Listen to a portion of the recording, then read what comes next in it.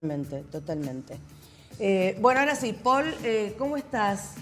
Buen Bien, feriado. bien, acá con ganas de hablar un poco, intercambiar un poco lo que ha sido esto de la actividad física en el nivel secundario, de la mano de los profesores de educación física, ¿no?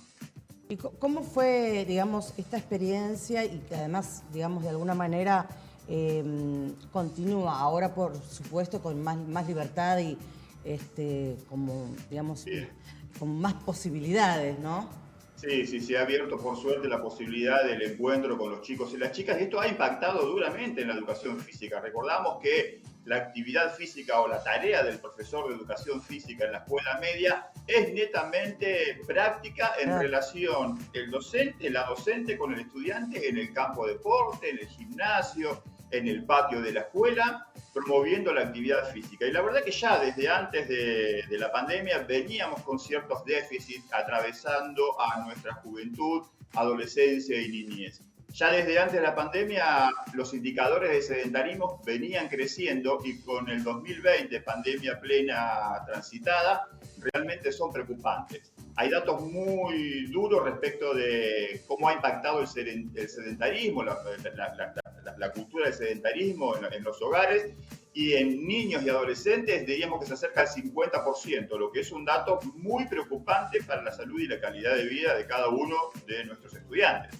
Y como si fuera poco, dentro de ese 50% de impactados por la cultura del sedentarismo, lo que lleva, los sectores que llevan la peor parte son los sectores más empobrecidos, los Claro. que por ahí incluso menos acceso a espacios adecuados para la práctica o menos alimentación saludable pueden acceder y ahí diríamos que el 31% de los chicos y chicas en sectores vulnerables, vulnerados y empobrecidos tienen el riesgo de contraer no solamente sedentarismo, sino la obesidad. Por lo Claro. tanto, Claro. es algo muy preocupante. Estamos trabajando desde la primera hora.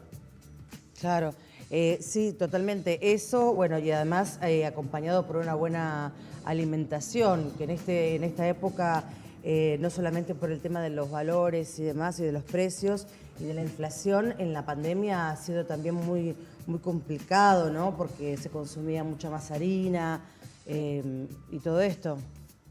Bueno, imagínate cómo es que eso impacta en la dinámica de la cultura del movimiento. Uno, cuando volvió a la escuela, a la presencialidad, nos costaba muchísimo pensar en hacer actividad física. Tardamos en llegar a eso.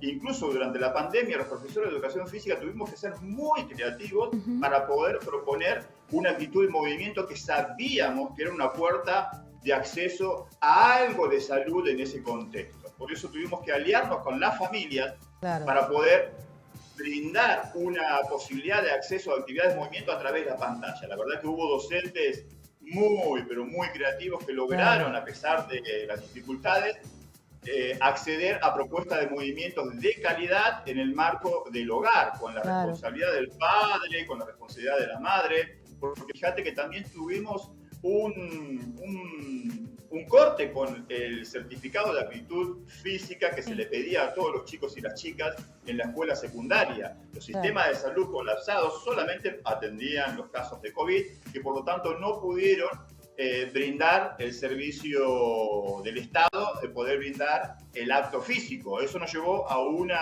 necesidad de poder corresponsabilizar a la familia en esto de permitir el acceso a una actividad física que por lo menos debe ser cuidada y con la intención de que se transforme en actividad autónoma, aprovechando que se va a desarrollar en la casa y demás, porque ahí estaría, diríamos nosotros los profesores de educación física, el gran reto a resolver, que la cultura de la actividad física no sea solamente el escenario de la clase de educación física, sino también que pueda transitar el espacio del hogar y poder literalmente incrementar lo que todo el mundo recomienda en cuanto a actividad física para jóvenes y adolescentes, que es 1 hora al día de actividad moderada. La educación Claro. física Claro. escolar no está pudiendo garantizar eso. Claro, eso iba a decir. Todos los días un poquito, porque a veces se quedan solamente con lo que hacen en el colegio, que puede ser 1 o 2 veces por semana, pero hacer todos los días un poquito. Me imagino también que le dieron mayor importancia a los deportes en equipos, ¿no? Porque todo lo que se pudo hacer en pandemia era individual, en casa, a través de un Zoom, de videos que los docentes iban mandando a ciertos grupos, pero volver al trabajo en equipo, a los deportes en equipos, que en esa época también escolar es tan rico para los chicos porque se relacionan mucho más.